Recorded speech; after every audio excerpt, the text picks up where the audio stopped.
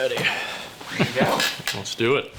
Your 2022 SEC Women's Tennis Champions, Texas A&M, and do so emphatically with a 4-0 scoreline.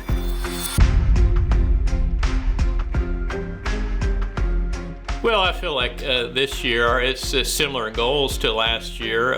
However, this year we feel like we're in much better position to reach our ultimate goals. We went into the NCAA tournament expecting to win it all. We still expect that. We still believe that we're the best team and we can achieve such big goals like that. So I think there should be no reason why we're not able to reach these big goals of winning the championships. We were able to host the first 3 rounds of the NCAA tournament, being one of the top seeds, so that was a big advantage to play on our home court there at the NCAA tournament.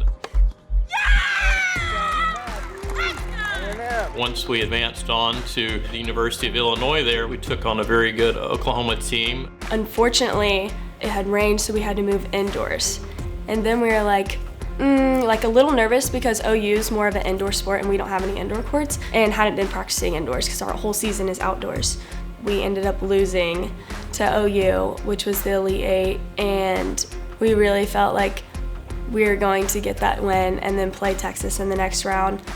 Yeah, it was a sad moment for the Aggies, but this year it makes us want it even more. Last year, perhaps there was a little bit of kind of uncertainty. This year, there seems to be more certainty where we're returning a lot of very good tennis players that have some great experience. There's not one team that we can't compete against, and even though there are a lot of other great teams, I believe in every single girl that we can win every single match that we play.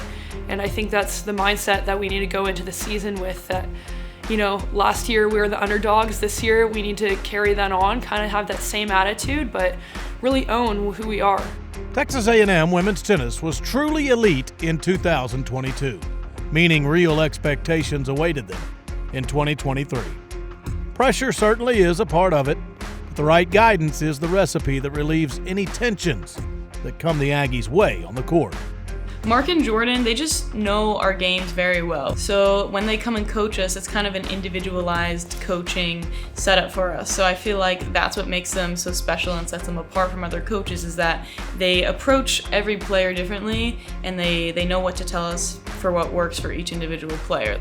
I always like to describe Mark and Jordan as like yin and yang because they're a lot different personality-wise, but it works. You know, Mark has been here forever. Both of Mark and Jordan are Aggies, so that's definitely special. And Mark is he's just tennis wisdom. Hey, as the balls get a little fluffier here, I think it's going to make it better for you. Just the more tough points, tough rallies you can get into, the better here, okay? Come on, here we go. He's very calming, so like I know when players get really stressed, he's like, hey, like it's okay, like you got this. And Jordan is more of the like older brother, like fiery. Like he gives you that fire. He's like, come on, like push, you know? Let's go Aggies. Let's compete, Mary. Let's compete. Come on. As coaches, we're going to do everything we can to prepare our girls the right way, but you know what I'm hoping for is at the start of the year we can have a really hot start and kind of figure out doubles pairings and things like that, because I think there's a lot of outside noise in the college tennis world about what we're doing here and how our team is and how we've kind of gone to that elite standard, and it will be interesting to see if we can perform what I think some people expect of us and what we expect of ourselves.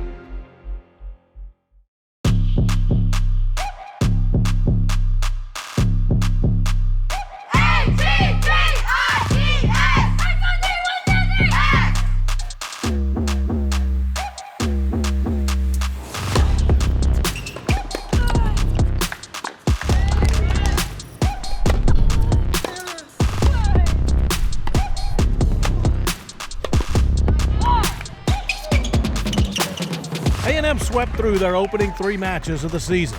A good start for a team that lost some leadership from a year ago, but also gained some with a late addition from USC.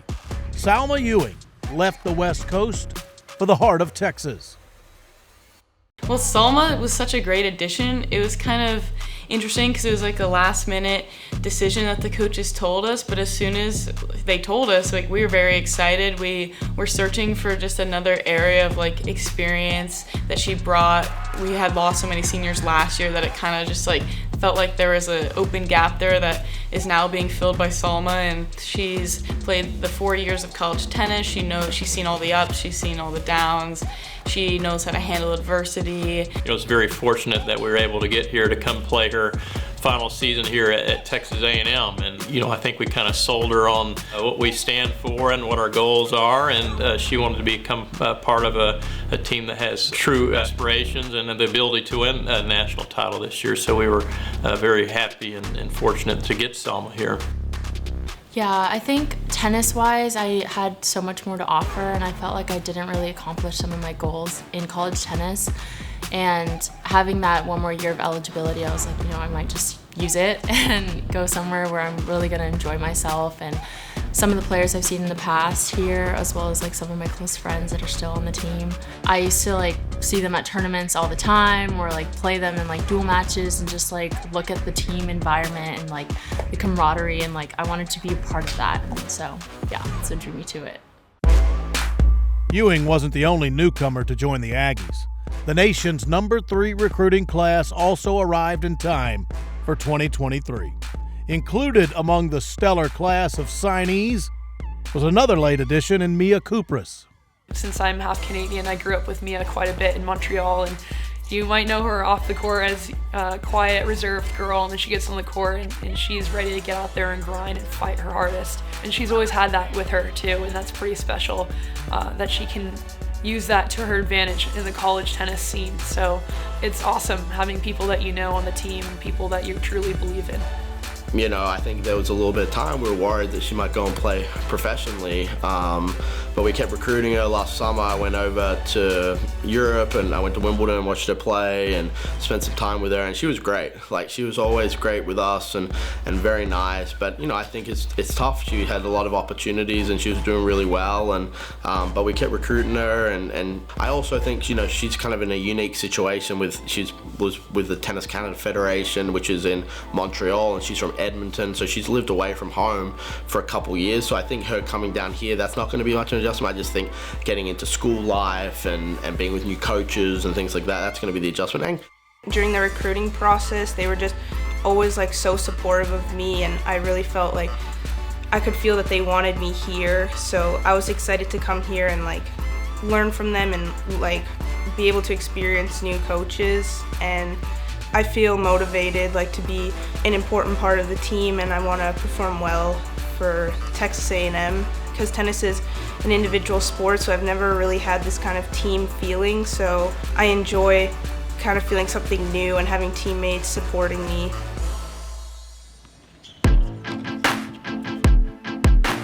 Year in and year out, the ITAs provide the marquee early season event on the schedule, but were almost marred by inclement weather this time around.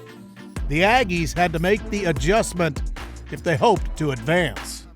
We had some pretty rough conditions with the weather, to say the least, and we had to move to play at Baylor University there in Waco, to play a very good team, and the University of Florida to play a team as strong as Florida and one of our rivals that early in the season to advance on to compete for a national title was a big ask for our group, and I really feel like that victory over Florida really did us a whole lot of good there. We were just a good team going in, and so we had that confidence, like regardless of like the court situation and like the weather and whatnot. It's the first year in all my years of coaching here where I truly felt like we went into the national indoors believing that we were the best and could win it all. We missed it by a hair there. We were neck and neck with North Carolina. They've won the national indoors for the last several years and kind of dominated that event for the last 10 years, and we really had them on the ropes. I think it was a great lesson just for everyone to feel lost, because last year we didn't really lose much, and like the freshmen to like understand like how a loss feels, how to learn from that, and to know how big like support and fighting even when you're up or you're down, because you don't know how everyone else is doing. So I think it was a good lesson, and I think we're ready to not let that happen again at NCAAs. But that was an excellent start to the season. It's the best start that we've had to a season in all the years of Texas A&M women's tennis years. So just an excellent start to the season that we've had.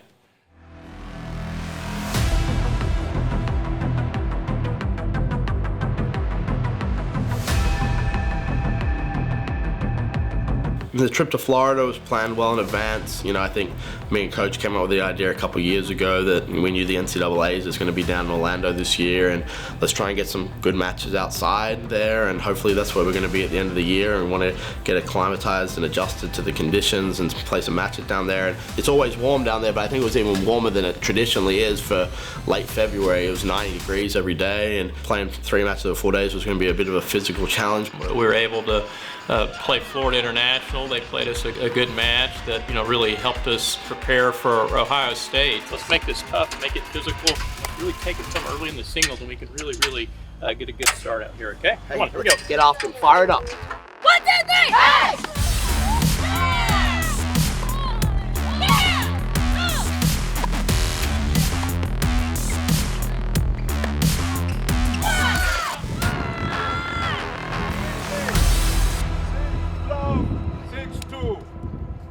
Hey, excellent team win there, y'all. We should really be proud of that win there. I got to give Ohio State a little bit of credit. They put up a hell of a dogfight there. That's a pretty good effort by them. But you know, at the end of the day, excellent win for us. I don't know that was our best tennis of all time. I think it was plenty good tennis.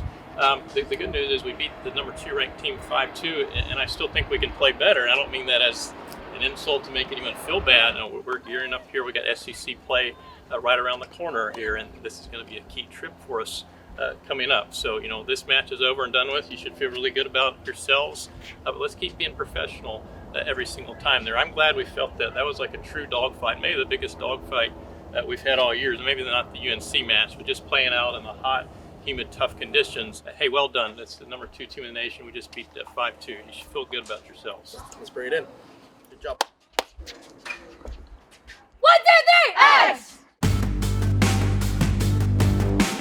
Coming from that long road trip in Florida into the SEC schedule, it definitely made us really hungry to kind of get back home and play in front of the 12th man again in the comfort of our own facility that we all feel so just comfortable playing in. So I feel like that really had us come out strong. We had some great crowds out. We played the University of Missouri and had a rather convincing win there. We had a tight one with the University of Arkansas, and we were able to pull away with that match there. I felt like those matches really prepared us for the LSU match. LSU has a very strong team. They've got 5 or 6 excellent players on their team, and we were able to come away with the victory there, and it really prepared us to play an excellent team in Miami on that Sunday there. Miami has one of the best teams in the nation. They were coming off of a very good win over North Carolina State, and we had our backs against the wall against Miami. They played an excellent doubles point against us. I give Miami credit. They've come to play. They played good. They just outplayed us in the doubles. We really need to set the tone early in the singles. Everybody ready to go from the first one. If you need a minute or 2 to go to the locker room, get your mind right. We need to come out swinging early from the start. We were down in the majority of the first sets of the singles, and that's something that we haven't felt much at all this year. So to see how our group responded, being down like we were, was really neat to see how we just kind of like flipped the switch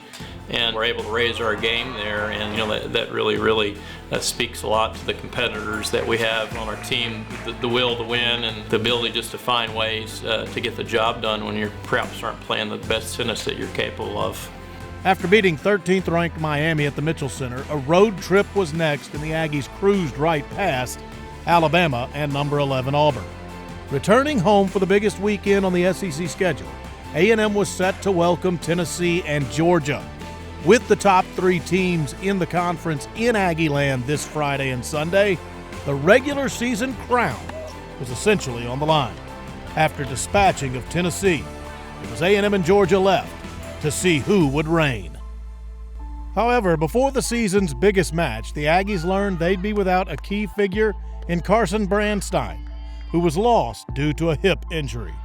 We unfortunately lost Carson Brandstein here. She's had a hip injury that we've been trying our best to manage as a group, not only from her end, but as a coaching staff and a medical staff. It's an injury that she took back in November in a pro event in Lubbock, and we've been managing that for the last 4 months or so, and it's just kind of gotten that point where Carson doesn't feel like she can push through it anymore, and we'll always support our ladies for their health and well-being, and she's going to go forward with the surgery here in middle of April. And she was part of our number 1 doubles team this year, and her and Mary Stoyana have been going back and forth playing 1 and 2 singles. And you know, at the end of the day, we still have an excellent squad, and our goals haven't changed one bit. Our goals are still to win the SEC titles and win the national titles, and you know, that's how the season will play out. We're going to meet our challenges head on, and we're doing a good job of that so far. Despite the loss, this was still a team that's held control over the SEC for 2 seasons. They were determined to hold serve on their league dominance. I would say that the team is a little more like focused and like more like driven, just because they know like that the level is going to be a little higher. So far, being like undefeated in the SEC as a team, we like have all the confidence. So it's just another match to go out there and do our best and kind of play freely, but also just like really compete. And I believe Georgia's like 2 in the SEC currently, so that'll be like a good match and really challenging and fun to go out there and compete with them.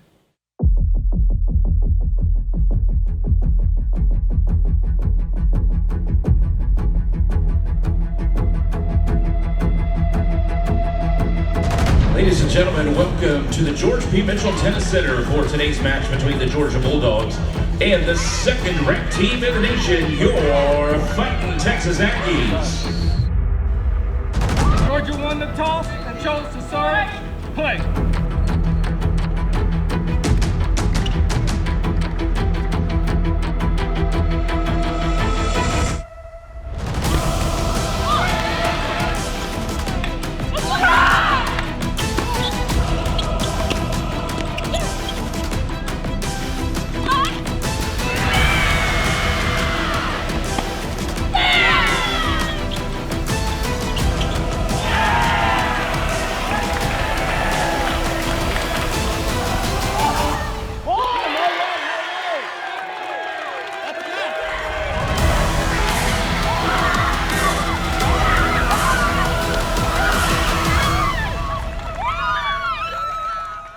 So we had a lot of super close matches. We ended up getting up 3-2. We had 2 matches left. Third sets, super close. Could have gone either way, honestly. But I believed in Selma and Mia. I knew that they were both gonna pull it out. And we ended up winning 5-2 and rushing the court, and it was just such a great moment. The final home weekend of the season brought in Ole Miss and Mississippi State. After sweeping the Rebels, celebration was in store before the match with State. A&M was set to honor their seniors at the Mitchell Center. J.C. Goldsmith, Carson Brandstein, and Salma Ewing were recognized. This group of seniors that we had this year was super, super special. They were such leaders. All the girls feel so comfortable with them. Carson and I have played doubles for the past year and a half, so I feel like we've really just been able to establish a relationship in this team, and has served as such a great role model for all of us. She's very protective. She helped me with courage, because when I came in as a freshman, I was a little shy. Like, I wouldn't talk much, but she helped me like understand I should be a lot more outspoken. Carson's another one that you can trust with anything. If you have a real serious emergency, me personally, I always go to Carson because I know that she'll have my back. For Salma, because she kind of just came at the same time as me, so we were in it together a little bit, like the adjustment and everything. Like, she just wants like the best for everyone. I know her coming in second semester is, you know, it's difficult for a bunch of people, but Salma just came in, fit right in with all of us, and I'm so grateful to have her as a teammate.